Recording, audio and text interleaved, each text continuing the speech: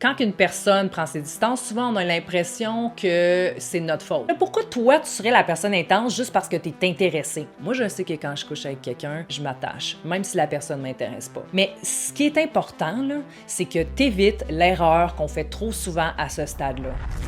Combien de fois dans ma vie, j'ai rencontré une personne en pensant, ou plutôt en rêvant, qu'on allait former un couple un jour puis avoir des enfants. En fait, des fois, j'avais même pas encore rencontré la personne, mais toutes mes meilleures amies étaient au courant. Puis là, je sais que certaines personnes vont peut-être me juger, mais hey, je sais que je suis pas toute seule là-dedans, surtout si tu regardes cette vidéo-là en ce moment. On pourrait penser que l'excitement est simplement dû à l'attirance physique, mais non, parce que des fois, cette personne-là est même pas notre genre, mais la connexion qu'on s'imagine avoir avec prend tellement de place qu'on oublie souvent de prendre notre temps. On s'ouvre comme une huître de saison avec une perle qu'on façonne depuis des mois, puis on est comme « prends-la ». What the fuck? Je pense qu'une grosse partie de l'excitation vient du fait qu'on rencontre pas souvent quelqu'un qui nous intéresse autant.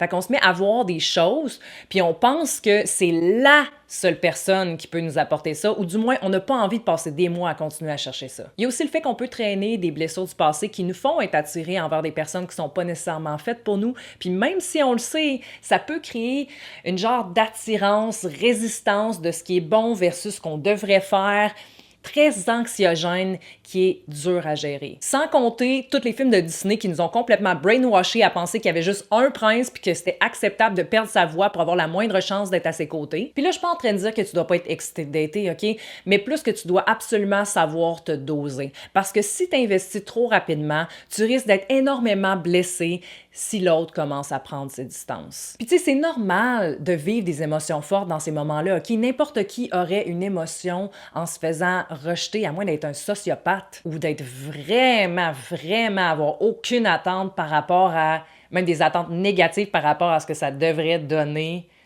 de dater quelqu'un. Puis il y a aussi un phénomène hormonal qui se produit chez la femme où quand on couche avec un homme, on libère de l'ocytocine qui est l'hormone de l'amour, OK? Ce qui fait en sorte qu'on s'attache plus rapidement à l'homme, tandis que l'homme, lui, libère souvent de la testostérone, ce qui fait en sorte qu'il a tendance à se détacher ou prendre ses distances ou aller vouloir fourrer ailleurs. Puis ça, c'est surtout quand les personnes qui couchent ensemble ne se connaissent pas vraiment ou du moins ne sont pas tant intéressés à continuer à essayer de faire quelque chose. Puis c'est pas tout le monde, OK? Moi, je sais que quand je couche avec quelqu'un, je m'attache, même si la personne m'intéresse pas. Fait qu'une bonne question à se poser, c'est qu'est-ce qui fait que je m'attache rapidement à quelqu'un ou que je me sens vulnérable quand je date? Est-ce que c'est de coucher avec la personne rapidement? Est-ce que c'est de boire puis de pas respecter tes standards quand tu fais ça? Est-ce que c'est de juste te mettre à dater cette personne-là parce que tu es juste intéressé envers elle mais que ça te crée de l'anxiété parce que tu dépends, tu as un feeling que tu dépends de cette personne-là? Est-ce que c'est ton manque de patience puis de confiance à voir où ça peut mener? Est-ce que c'est toutes ces réponses-là? Parce que ces choses-là peuvent accentuer ton sentiment d'attachement puis ton anxiété. Fait que ta responsabilité, c'est de te protéger, surtout si tu le sais que tu t'accroches rapidement en ayant certains comportements. Mathieu aussi, un coach que j'aime vraiment, a parlé de quelque chose que je trouve super intéressant il y a pas longtemps, puis je vais essayer d'inclure certaines parties de ce qu'il a dit dans cette vidéo-là parce que c'est super pertinent pour le sujet d'aujourd'hui. Selon son expérience, si on sent qu'une personne était vraiment intense au début puis qu'elle semblait vraiment intéressée, mais que soudainement, on sent qu'elle n'investit plus autant d'énergie ou qu'elle texte plus autant qu'avant, c'est souvent parce que la personne sent quelque chose en nous qui essaye trop en ce moment, puis elle se sent trop importante trop rapidement. La personne se met à sentir que notre idée d'elle est déjà faite avant même qu'elle l'ait méritée. Puis quand on fait ça, puis qu'elle peut le sentir, notre valeur diminue. Parce qu'elle se demande pourquoi je suis autant importante aux yeux de cette personne-là aussi rapidement. Fait que non seulement elle se demande qu'est-ce qui se passe dans ta vie pour donner autant d'importance à quelqu'un que tu connais pas tant, mais elle se met aussi à te trouver intense. Fait qu'elle prend ses distances. Puis là, je sais que ça peut être dur à entendre parce que cette personne-là était peut-être la personne intense au début. Fait que là, pourquoi toi, tu serais la personne intense juste parce que t'es intéressé? Je sais. Mais mon but ici, là, c'est pas de mettre ça sur ta faute. Cette personne-là a probablement ses propres peurs. C'est peut-être même une personne évitante de nature ou manipulatrice. Mais ce qui est important, là, c'est que t'évites l'erreur qu'on fait trop souvent à ce stade-là. Parce qu'on a mis beaucoup d'importance dans cette personne-là ce qui se passe souvent en nous quand la personne prend ses distances ou commence à prendre ses distances, c'est un instinct de vouloir absolument tout faire pour la garder dans notre vie parce qu'elle a une valeur à nos yeux, parce qu'elle est vraiment importante à ce moment-là. Mathieu est d'avis que quand on est rendu à un stade qu'on sent qu'on se bat pour garder la personne, puis là, quand je dis bat, OK, c'est pas genre physiquement, obviously, ça n'a pas besoin d'être intense, mais ça peut être des pensées, de la résistance vraiment mentale, de faut pas qu'elle s'en aille, je me sens pas bien, je me sens anxieuse parce que je sens qu'elle s'en va puis je veux pas qu'elle s'en aille, ou ça peut être à travers des stratégies qu'on fait avec nos amis ou encore des textes ou des actions qu'on prend pour essayer de garder cette personne-là dans la vie puis la voir. Mais bref, quand on se bat pour garder dans sa vie quelqu'un qui commence ou prend ses distances, ça veut dire qu'à quelque part, selon Mathieu, on a diminué la valeur qu'on se donne à nous-mêmes, puis on a trop donné de valeur à l'autre, puis ce qu'il ou elle peut nous offrir. Tu penses que tu connais cette personne-là, OK? Mais non. Tu connais pas comment elle va réagir quand tu vas imposer tes standards, quand tu vas avoir besoin d'aide, quand tu vas être avec après 6 mois, 2 ans, 5 ans, comment elle traite les gens. Là, sois honnête.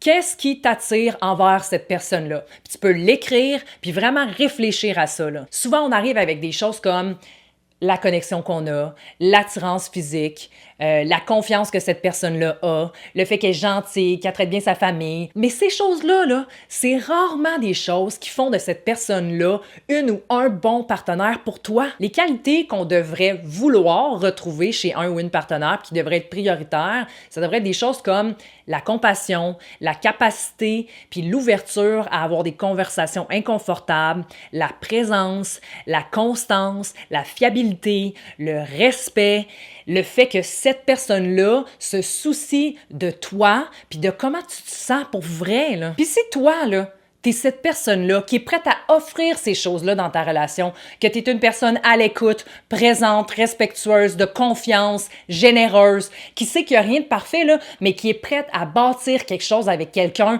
puis évoluer là-dedans, puis être engagée là-dedans, c'est ça qui vaut de l'or. C'est ça qui est fucking rare. C'est ça qui fait de toi le ou la partenaire de choix. Fait que pourquoi tu rends ça cheap, puis que tu te rends cheap en donnant plus de valeur à ce que tu penses que l'autre a. Se faire rejeter, c'est inévitable. Mais ce qu'on peut contrôler, c'est comment on réagit quand ça se produit. Si une personne prend ses distances, c'est déjà clairement pas un bon signe que cette personne-là est prête à bâtir quelque chose avec toi. Fait que la façon appropriée de réagir dans ce temps-là, c'est en étant moins sûr de cette personne-là, puis en redirigeant ton énergie vers autre chose dans ta vie. Puis là, je veux juste être clair ici, que si une personne n'est pas sûre de vouloir être avec toi, ça veut rien dire sur ta valeur.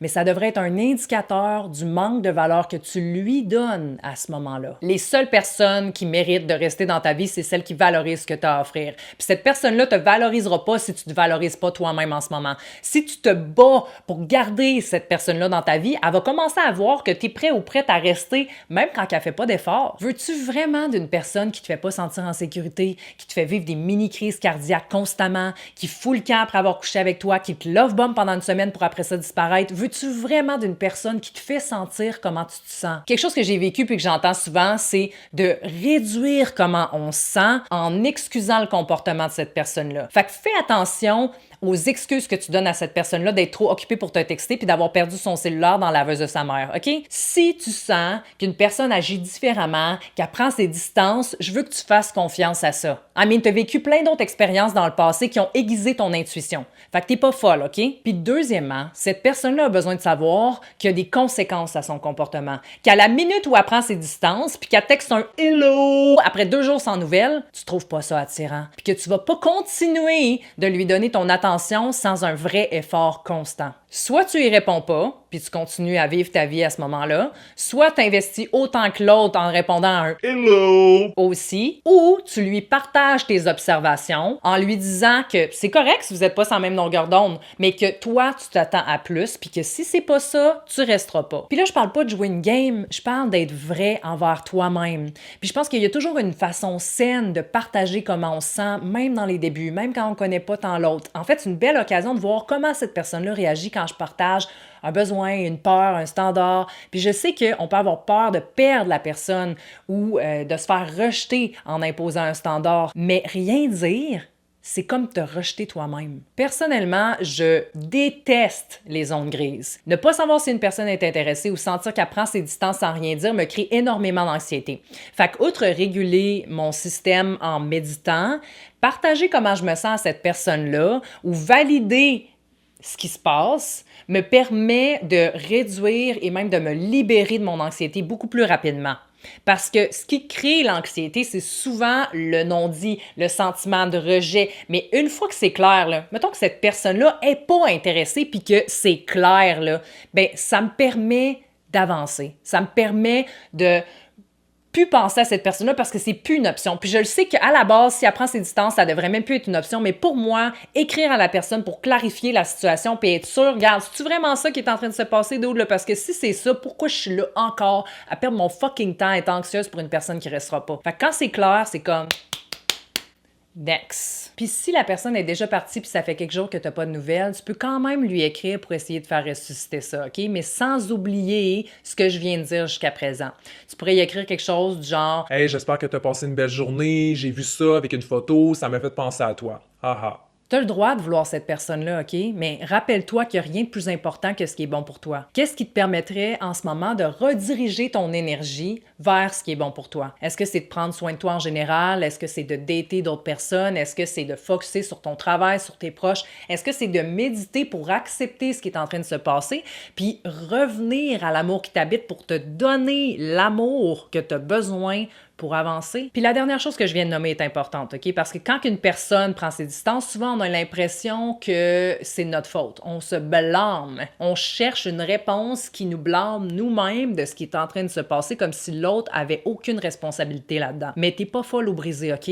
Tu le sens qu'il y a quoi de off, puis la personne prend ses distances, puis c'est plate, mais en même temps, c'est ça qui se passe, puis c'est pas de ta faute, OK? Je veux que tu voies ça comme l'univers qui te protège, qui t'amène sur un autre chemin pour avoir vraiment ce que tu veux, puis qui met en lumière aussi ce que tu as besoin d'apprendre pour continuer à attirer ce que tu veux vraiment. Au lieu de te dire que c'est de ta faute, que tu mérites pas l'amour, puis qu'à chaque fois que tu tripes sur quelqu'un, cette personne-là ne tripe pas sur toi, focus donc sur les progrès que tu fais, à ne pas rester aussi longtemps dans une situation qui te convient pas. Focus donc sur le fait là, que tu es capable un peu plus d'imposer tes limites, de partager comment tu te sens, de te réguler par toi-même, d'avoir un peu moins d'anxiété, plus de compassion pour toi-même, puis d'être là pour toi. Puis peu importe si tu décides de passer à autre chose ou que l'autre voit ta valeur en ce moment, la réponse est la même, OK? Tu dois avoir assez de confiance puis assez de courage pour faire ce qui est bon pour toi, pour choisir ce qui est bon pour toi. Puis ça